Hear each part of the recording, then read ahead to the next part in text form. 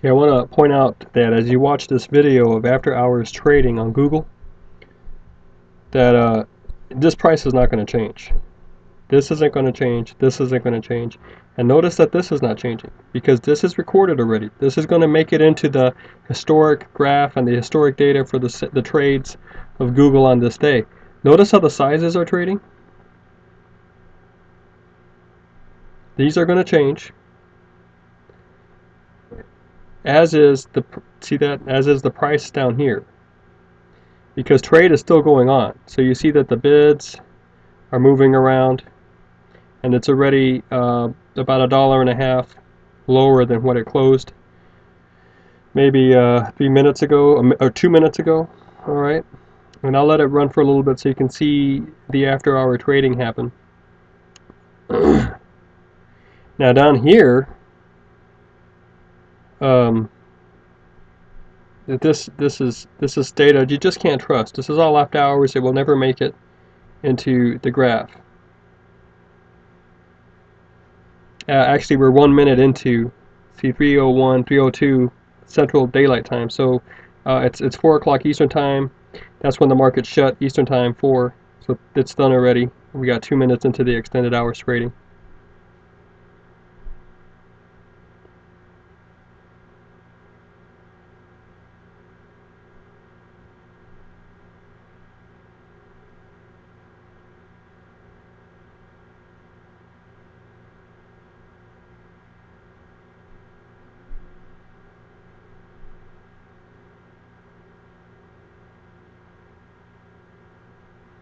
And notice there's quite a difference here. There's maybe a difference of 40 cents.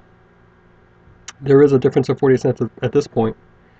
Now, 1-1 means only 100 shares want to be sold. 100 shares are in the order to be bought. Now it's changed already on me, but oh, it's jumping around too fast. But we're dealing roughly with $1 spread, and people are willing to. Well, it's now what, a 40-cent spread.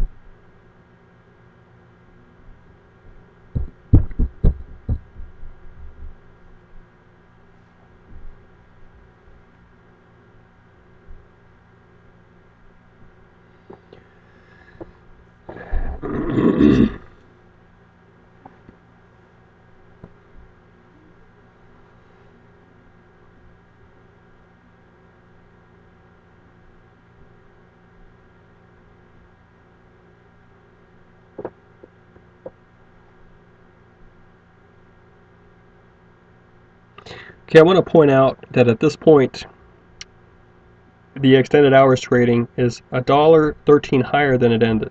People realize that Google is probably going to bounce back, so they want this stock. That's my guess. But let me just throw this thought out at you. If you had enough money to buy 1,000 shares when it closed, you would have had to dish out around 70,000. $700,000. Okay, so you dish it out. Now at this point, you sell, and what do you? You got to sell quickly. Well, there you go, sell right now. And what do you get? You get around 1,800 back. All right, so in just the six minutes, okay, 6 minutes, you made $1,800. Now that's best case scenario. Let's just say you made 1,500 because of the sales that had to take place and all that. But since you only bought 1,000, you're only dealing with the 10 up here. So right there, that number right there would probably cover your 1,000 rather quickly. For 7 minutes of work, more or less putting your money to work, you would have made 1,500.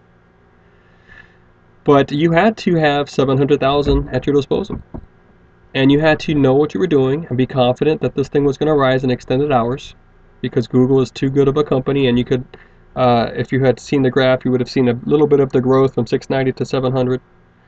It was at 1.690 around 330.